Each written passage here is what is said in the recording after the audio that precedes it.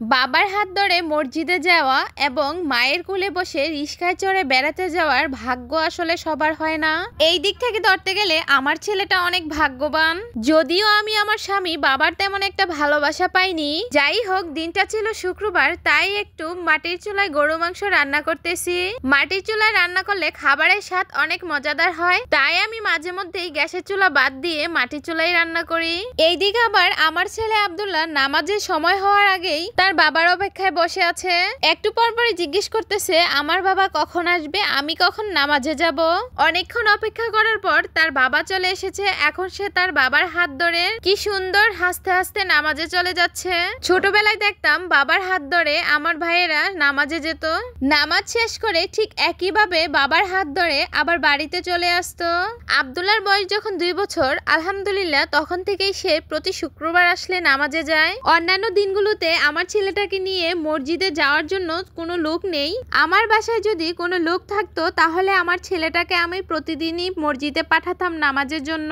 আব্দুল্লাহর বাবা যেহেতু শুক্রবার দিন ছাড়া বাসায় থাকতে পারে না, তাই আব্দুল্লাহ অন্যান্য দিন নামাজে যেতে পারে না। যাই হোক, দেখতে দেখতে আমার ছেলেটা 3.5 বছর হয়ে গেছে। আর কয়েকদিন পর থেকেই আমার ছেলেটা একা একাই নামাজে যেতে পারবে। হ্যালো বন্ধুরা, আসসালামু আলাইকুম। কি অবস্থা, কেমন আছেন? আমি ডালিয়া লুৎফোর্স মাইন্ড পেজ থেকে আপনাদের সকলকে স্বাগতম। শুক্রবার দিন আসলে আমাদের কোনো না কোনো জায়গা থেকেই দাওয়াত চলে আসে। নামাজ শেষ করে রেডি হয়ে চলে যাচ্ছি দাওয়াতে। আমার ছেলেটা আবার বাইরে যাওয়ার কথা শুনলে অনেক খুশি হয়, তাই আমরা মাঝে মধ্যেই চেষ্টা করি তাকে বাড়ির বাহিরে নিয়ে যাওয়ার জন্য। যাওয়ার পথেই আব্দুল্লাহর আব্বু গাড়ি থেকে নেমে পড়েছে দোকান থেকে কিছু মজা নেওয়ার জন্য। যেহেতু ও বাড়িতে আব্দুল্লাহর কয়েকটা ভাই বোন আছে, এমনিতেও কোথাও বেড়াতে গেলে খালি হাতে যাওয়া যায় না, কিছু না কিছু নিয়ে যেতেই হয়। আজকে আমাদের দাওয়াতটা ছিল আমার বড় ফুফা শাশুড়ির বাড়িতে। ওই বাড়িতে আমাদের 2টা দাওয়াত ছিল, একটা ছিল খিচুড়ির দাওয়াত, আরেকটা ছিল জন্মদিনের দাওয়াত। প্রতি বছর আমার ফুফা শাশুড় ছোটখাটো একটা মেলা করে থাকে। প্রতিবেশী এবং আত্মীয় স্বজনদেরকে নিয়ে খিচুড়ির সাথে পায়েস রান্না করে খাওয়ানো হয়। এরপর সকলকে খাওয়া দাওয়া শেষ করে চলে গিয়েছি জন্মদিন সেলিব্রেট করার জন্য।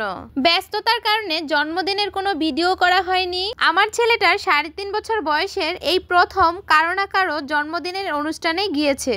যাই হোক, আজকে যেহেতু আমার বাসায় অনেক কাজ ছিল, তাই সকল অনুষ্ঠান শেষ করে বাড়িতে এসে কাজে লেগে পড়েছি। গত ভিডিওতে বলেছিলাম আমি আমার বাড়ির চারপাশের বেড়ার মধ্যে সুন্দরভাবে সবুজ রং করব। প্রথমে তো ব্রাশ দিয়ে দিচ্ছিলাম, দেখি সুন্দর হচ্ছিল না, তারপর সুন্দরভাবে হাত দিয়েই দিচ্ছিলাম রংগুলো। আমার ছেলেটা খুব সুন্দরভাবে দাঁড়িয়ে দাঁড়িয়ে দেখছে আর আমাকে জিজ্ঞেস করছে আম্মু, রং দেওয়ার পরে কি আমাদের বাড়িটা অনেক সুন্দর হয়ে যাবে? তারপর ছেলেকে বললাম রঙের কার্যক্রম শেষ করে বিভিন্ন ধরনের ফুলের গাছ এনে চারপাশটায় লাগিয়ে দেব। যাই হোক, আজকের ভিডিওটি এই পর্যন্তই। সবাই ভালো থাকবেন, সুস্থ থাকবেন। আল্লাহ হাফেজ।